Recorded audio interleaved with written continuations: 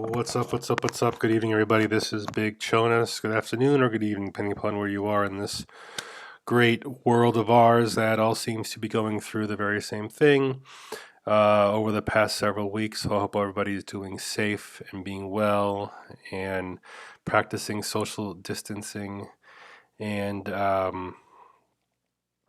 just being optimistic about what we have in store in the days and the weeks ahead. Now, the reason I say optimistic is because these feel like they're dark times, and they feel like, there's a lot of just, it's tough out there. I was thinking about it today. I wanted to go dinner with Big Cheds, and something we do quite often, and I miss doing that. And it's just like because everything's closed, and this is what we're dealing with right now, and we don't know what's going to happen. I think the uncertainty of this is pretty crazy.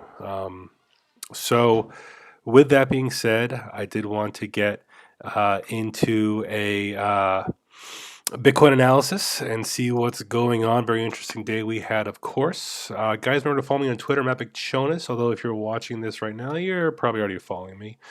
And remember to hit the thumbs up button. I do appreciate the thumbs up, although I'm not really sure it really means anything, to tell you the truth, on YouTube. I guess it helps in terms of like searches, whatever, but I just feel like I'm still just a little minnow here in the YouTube universe so far. Not so bad though on Twitter.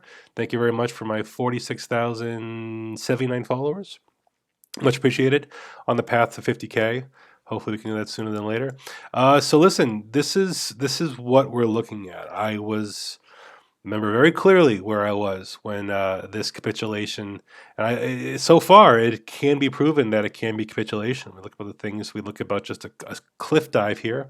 This is the hourly chart, so in 3 hours, really 4 hours, because it was the fourth hour we actually had the bounce there, $5,800 to $3,800. That was not just a $2,000 move, but from a percentage standpoint here, we basically dropped, 30%, 35% in a matter of hours. That's epic.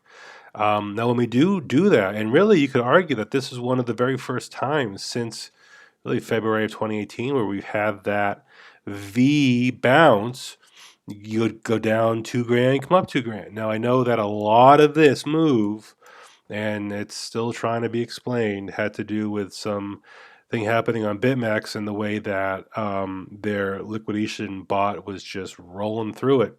And when they turned that off, which was right around the bottom, Bitcoin was able to advance there. But the arbitrage on all the other exchanges were following in suit with what was happening in BitMEX. And so the price was this low pretty much all around, give or take a couple $100. And the market really appeared to be broken. For that short time being there, their market makers were gone, liquidations were through the roof. And the bounce definitely caught some eyeballs, because if you saw what was happening here, you're like, holy crap, we just dropped, as I said, 35% within 3 hours there. Then we just bounced 50% within several more. So it's like, wow, as a trader, we see these things and we get excited. We get excited for volatility. This dip was epic, but towards the end here, the buying outweighed the selling and allowed this to happen. Remember, with every red candle, with every seller, there is a new buyer. So we look at charts and we see these nasty red candles and like, oh my God, blah, blah, blah. It's so atrocious. But in reality, we have the situation where there are buyers scooping up Bitcoin. Now, not everybody gets the good entry. If you started scaling in over here versus over here, or if you started scaling in, with the break of 5K, and not really realizing the possibility that on $1,000 down is definitely possible, and surely it was. So let's just roll through the past couple days here. This is Friday the 13th. There was our move. We did put in a lower low here.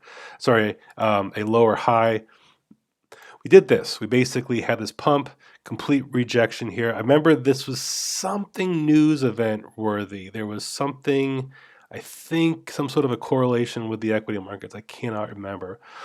And we fell here, and we fell initially below the golden pocket, but we actually, within a couple hours, was able to stabilize within that area and hold the higher low here, okay, to here. and establish a lower trend line in doing so. And that bounce basically found stability in the range. Again, almost like a smaller V if you look at it. We had our move here, and then we had kind of a smaller one here. And the second one, it really showed, okay, there's buyers willing to step in, and support the price action at a higher low. Okay, so that's notable. And then we start trending sideways here, and then we're able to break above our previous area here of resistance, just under 6K. Okay, and the break above was pretty nice. We went from 6K to 7K, just about. And when we had our dip down, this was so interesting.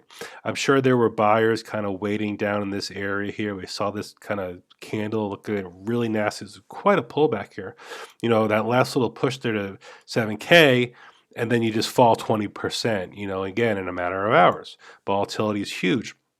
Market makers were limited. So that was a situation there where we were then ranging.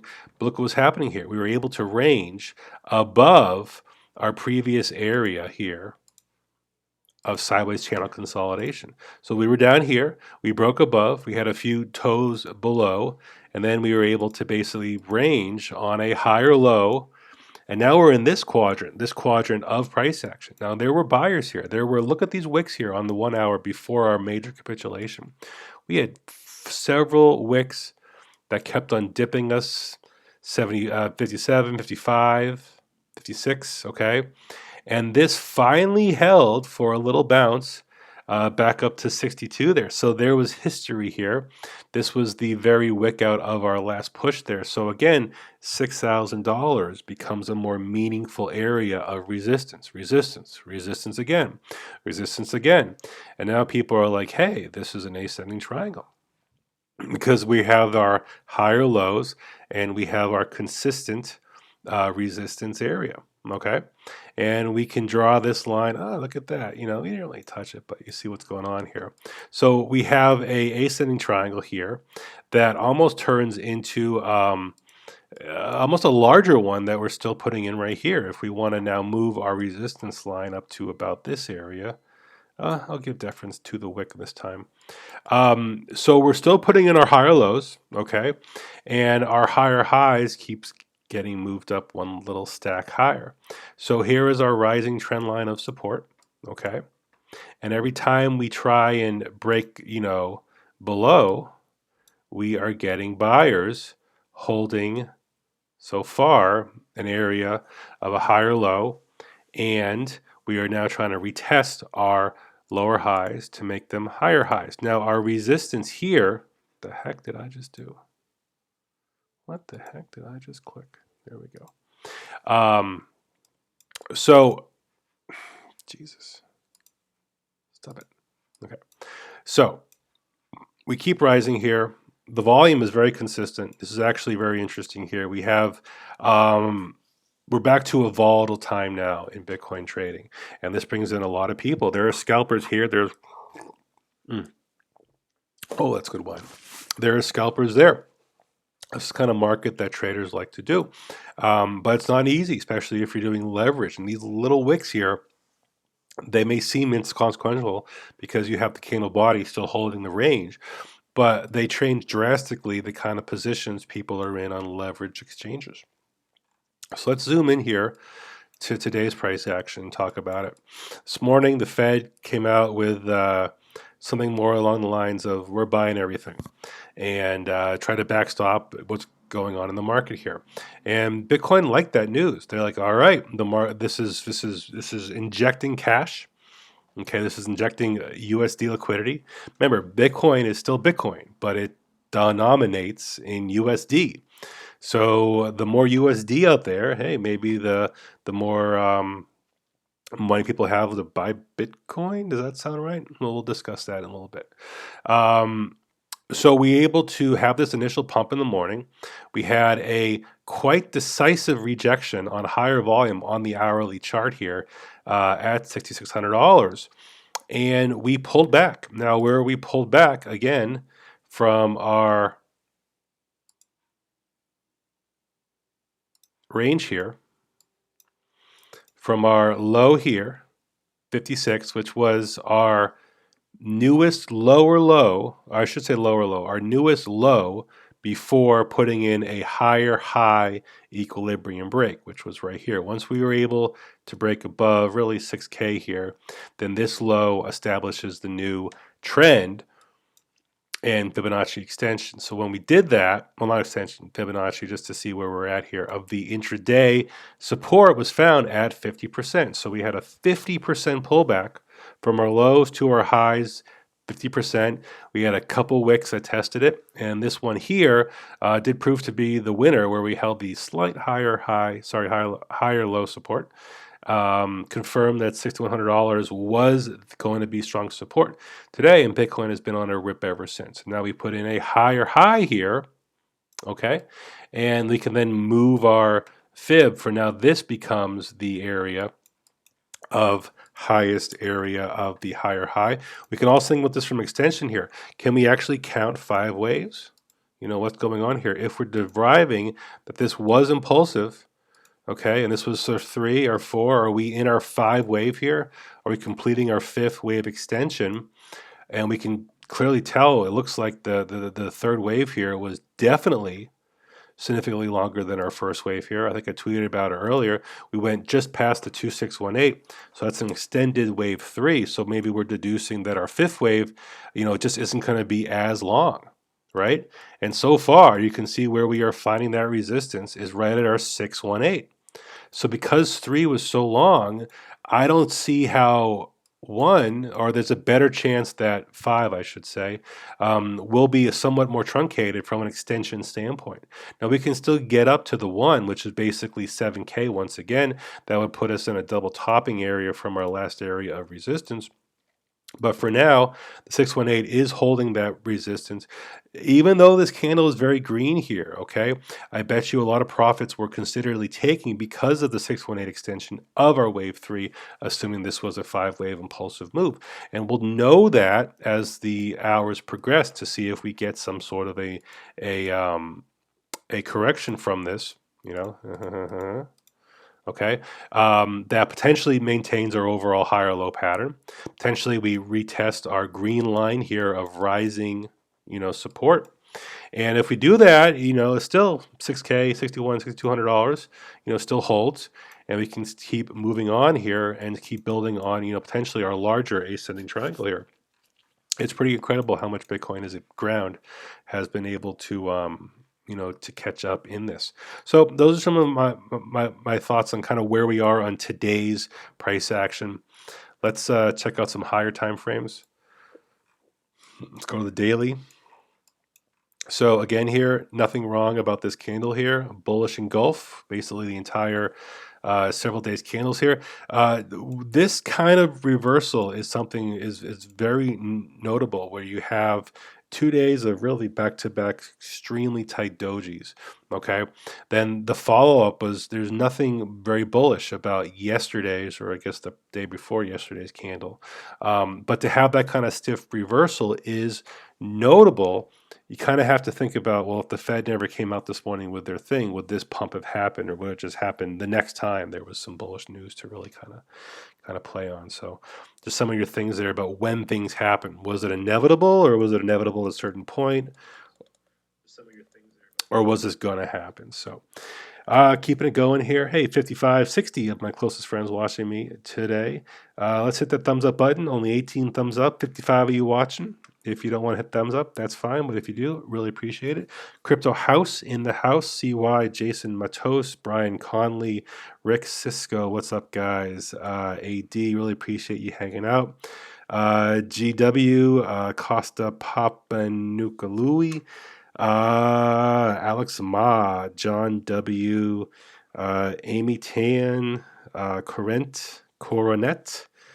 Randy Hams, what's up, Daniel? That's a good point. They did, didn't we? So let's keep it going here. So daily chart, you know, we see where we are here. Kind of get rid of our previous artwork. Kind of the first thing that sticks out to me is this channel here. I put a tweet out about it. Actually, let's see what the tweet looks like. So, channel surfing, okay. We clearly are respecting something like this. We keep touching it numerous times, riding it, getting resistance from it. And that resistance was, $6,700 today. We got close to it there. Was this the 4 hour? So let's duplicate the 4 hour here. So we can check on it now. Something like that. Oops, let's go log. There we go. There we go. Was I in log that time? I can't tell. Looks it's logish, I guess. That must have been in linear. So there we go. So we got this channel raise in here. There we go. That's what I was trying to do. This comes up. There we go. Okay. So we got this channel here, and the price action is still respecting it, and that's why we keep hitting this resistance. Now we put in the higher high, right, on the wick, but because the middle channel is at a higher high. So we expected that.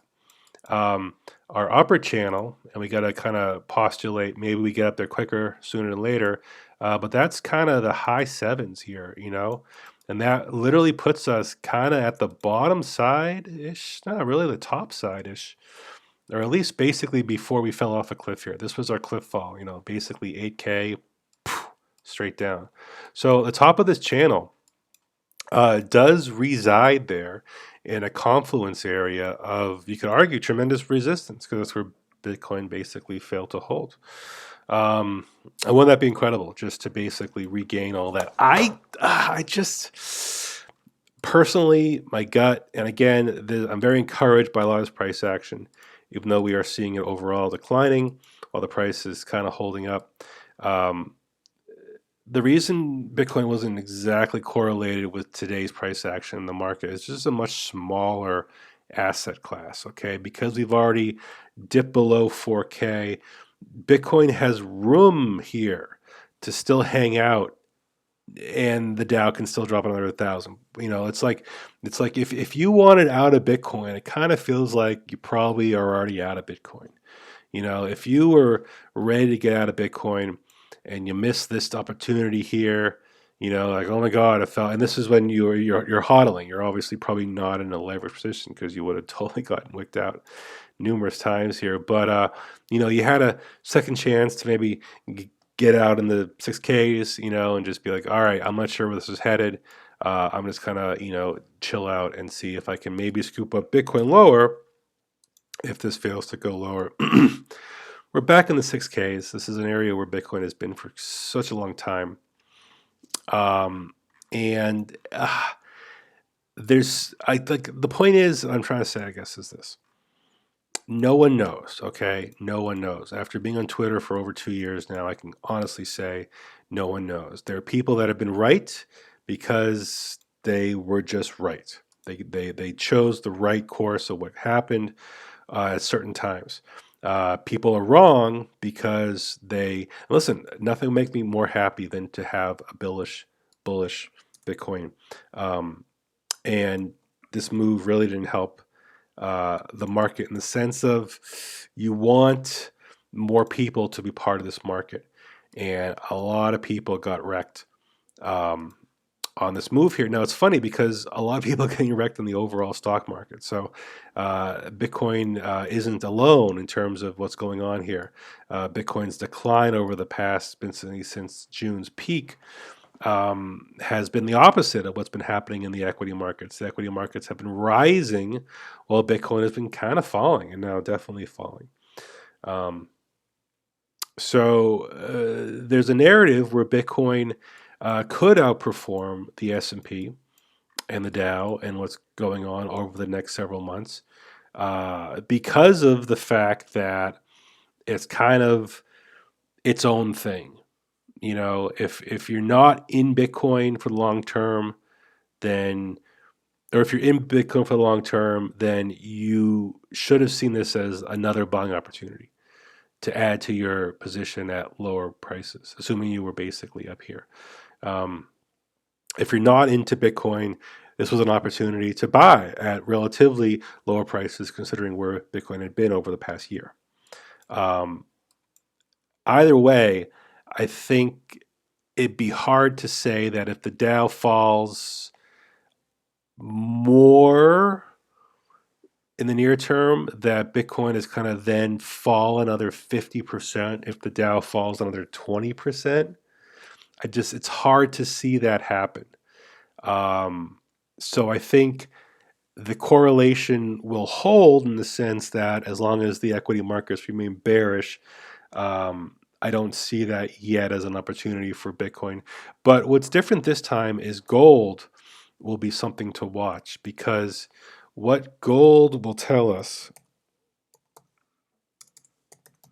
what gold will tell us um, is that once the initial sell-off in gold happened here, okay, like every other asset, Bitcoin dumped, stocks dumped, okay, gold has started to find a bottom here and make a little bit of a comeback. Now, this could be just a B wave, right? We could just be, A, B, and then we go back to C, so some sort of a lower low, okay? Definitely the possibility, definitely in the range here. But we have to keep an eye on this, because if gold starts to break above 1700 again, and we're only at a little under 1600, which would still be a very huge move still. It'd be something to watch for, because the consolidation in the $1,600 area could definitely set up a better chance for a continuation, and that's the narrative of the safe haven. And because of that, I think if people start seeing gold outperform stocks over the coming weeks and months, then they would see Bitcoin as something that could do something very similar as well. So I'm continuing to watch the gold markets and see if gold and Bitcoin kind of correlate. Now, it's not going to be a one-to-one. The gold markets is a heavy elephant. Bitcoin right now is like a mosquito, very easy to shush away and move, or I guess a light sailboat. Am I trying to say here? The lack of liquidity in the markets makes it easy to move really Bitcoin hundreds of dollars with just probably a couple $1 million pump here and there. So that's what I'm seeing now. I'll just go over. It was a Monday. I don't want to touch about the weekly. The weekly's done. We're into a new week. It's too early. Just quick here on some oscillators. Chalk and money flow above our zero line. We like that. That's bullish. OBV is actually looking really good. We have very nice volatility here, right? Here was our clear dump, and then we had some buying pressure, and similar with the price, held the higher low, and kind of broke through this resistance here, and now we're kind of broken through this other one here. Now you see, you know how the shape of this happens. This was Bitcoin with that crazy pump to 10.5, right? So now we have an OBV above where Bitcoin was from a price of 10.5. We're at 6.5, and our OBV is stronger. That's bullish. I cannot say that's not bullish. That's bullish. Okay. Can we define any other? It's definitely something about this here. Support, resistance, kind of under it. Something about this area here that we're hitting that resistance here. But keep an eye on the OBV, because this is saying that a lot of new positions in Bitcoin were taken, and that the buying continues to hold. And I do like this, again, move here. Daily RSI is rising. Again, this is relative strength. Okay, the strength is still below 50, which is bearish. And we're still putting in the lower high of our previous resistance, which was 50. And we did dip in our oversold here. We go back to Bitcoin loves to bounce from oversold conditions right here, and here. What I would like to see, honestly, is some sort of a bullish divergence where our RSI does do a pullback when Bitcoin pulls back in price, and Bitcoin maybe even puts in a lower low. Okay, but our RSI will put in a higher low and show that Bitcoin is actually stronger from an RSI standpoint than the price would suggest. That would be some nice bullish divergence there. This is our Stochk. We are getting up to our upper range, still running room to 100. We do tend to hit 100, or at least darn close to it on our peaks here. So it's hard to think that we're going to top right here if most of our other initial peaks have been, in the upper range. But this has been even though we had our big dump here, this has been a very long move here.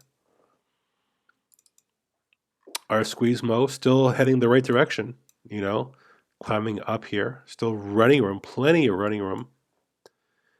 Keep an eye on this inverted head and shoulders here. Maybe having a little dip, something like that. We'll leave that up till the next time, see how that plays out. So the interest is still on the short side. You can see how crazy it got when the dump happened. This was a catalyst for a counter trade.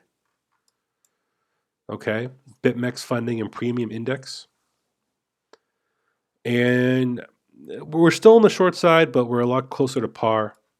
You can see where everything flipped, right? So we're getting more into equilibrium there. This is our MACD. Looking good. Looking good.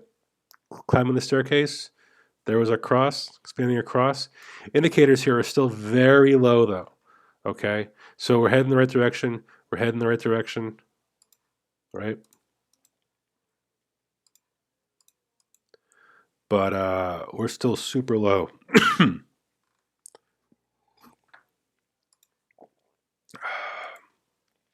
And we're coming up to our last area that we found support, okay, back in September, is now resistance. So we're going to see what happens when our blue and orange get closer to this area here in the next couple days. So, thank you.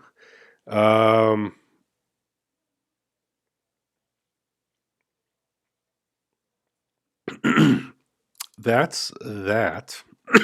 Pardon me. 1 second here.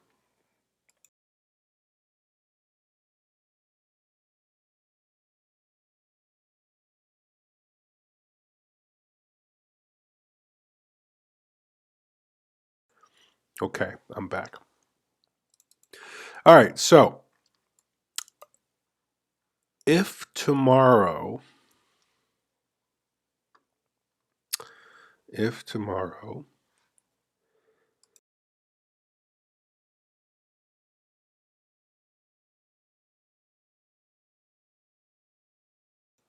the S&P,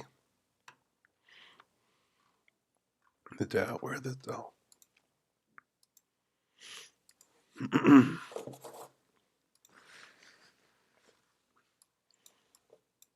Okay, so if the Dow finds support,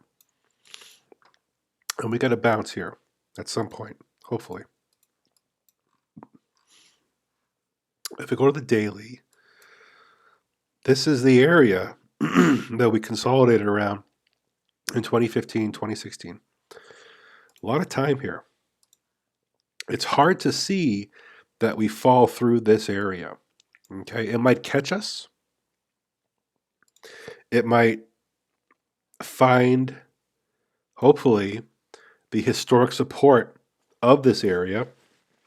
If Bitcoin were falling like this, and you look to where it had this consolidation, mega consolidation, it's hard to see how the price doesn't find support here. So we're getting very close, you have to argue, just because how low we are, within,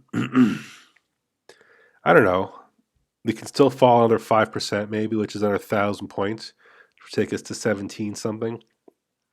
But it's hard to see how we fall through this area now that much quicker. So my point in this is if we start to see a little stability and then some sort of a dead cat bounce, if it is that, it's hard to see how that's not bullish for Bitcoin in the sense that you would think money would be flowing into all asset classes across the board. You know, cash, everything gets sold, right? Gets turned into cash. A lot of cash out there in accounts, trading accounts. Okay, if you hadn't sold, you're probably not going to sell, or you're waiting for that bounce to then sell. That's another thing that's going to put bearish pressure on the market.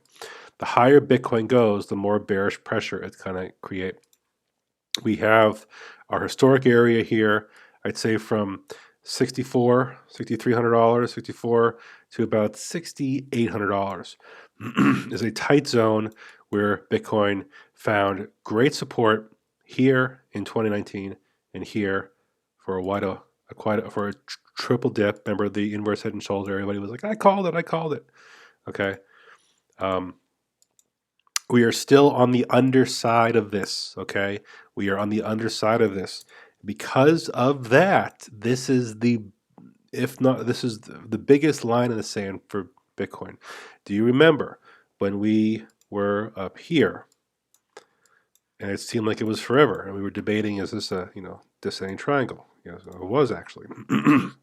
But we found support at 9K. We found support at 9K. We found support at 9.4. We found support at 9.3. We fell through it all.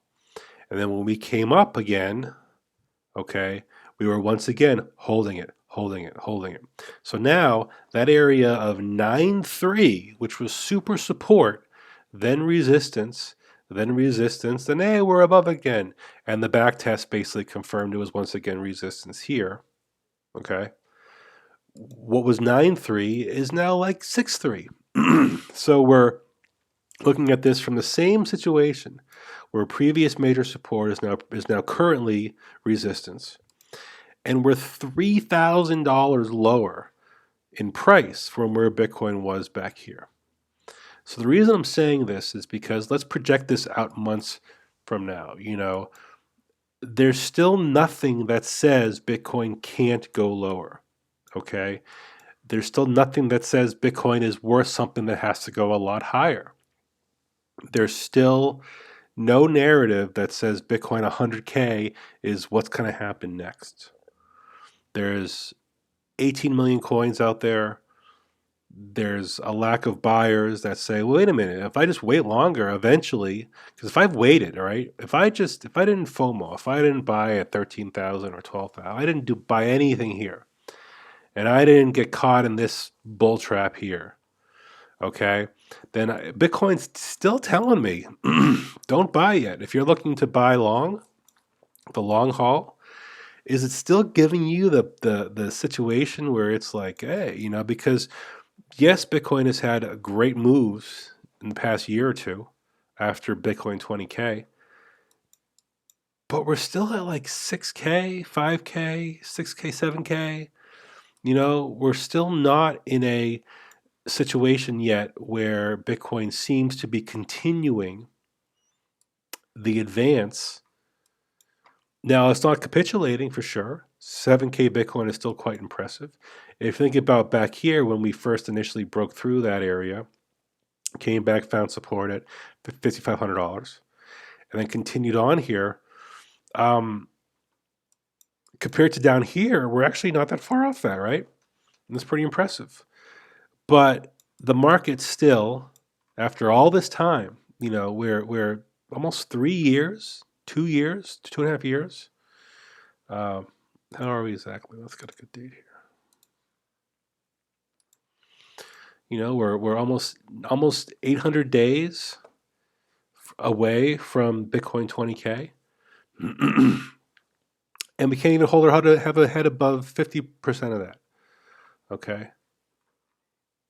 So my point in this is that Bitcoin, if you are a believer and you think it could be a tremendous asset in the future, okay.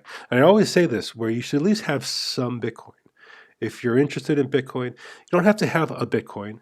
Okay, you don't even have to have 0.1 Bitcoin, but just know that you have your own wallet with a little Bitcoin in there and have, a little skin in the game here, because at least you know that the guy who was debating about buying Bitcoin back here has been well rewarded. But the guys that bought in here, thinking about that time when Bitcoin could be 20K again, 100K, 50K, we're 3 years after that almost, and we're still putting in lower highs. We're still way off where we were here at our Bitcoin 20K. The narrative of what Bitcoin can be and our world consistently changing now in ways we could even hardly perceive, this will give new eyeballs to Bitcoin and say, hey, maybe this is an asset class I want to be involved in. Maybe I do see the value. Being sideways for years doesn't necessarily have to be a very bearish thing. Okay, establishing a range is something Bitcoin can do. Consolidation range. The longer we consolidate in the same range, the better chance we have to break out. If the Dow is able to break out after that 3 years of consolidation, Bitcoin can do something very similar. It's just going to take some time. Until then, there are opportunities every day, every hour to scalp, to swing, to do this, do that. Big moves here and there. But keep the longer perspective in your head. And if you can do that, then you'll basically won't get wrecked and be able to trade another day. That's all I got tonight, guys. Big Chonis here. Stay safe out there. Remember to wash your hands, practice social distancing, and load up on toilet paper because that's what everybody seems to do, and I can't find any. Haha. So I'll keep in touch. I'll see what happens tomorrow. Again, we're still following the equity markets to give us a sense of what we can expect in Bitcoin price action. They're due for a big rip. We've had so many down days in the Dow and everything. Like any oversold asset, it always gives you that spike up of buyers. There'll be a FOMO rush in at some point. The people will feel like, oh, maybe the bottom's in. And we've seen it in the Great Depression, in 2000, in 2008, and 9. Some of the biggest moves on the upside were during the eventual lower lows of the market. So I'm very curious to see what happens with Bitcoin and how it responds to those moves. So that's what I'll be watching for. Until next time, Big Chonis here. Stay safe. Keep it clean. We'll be in touch. Talk to you later. Peace.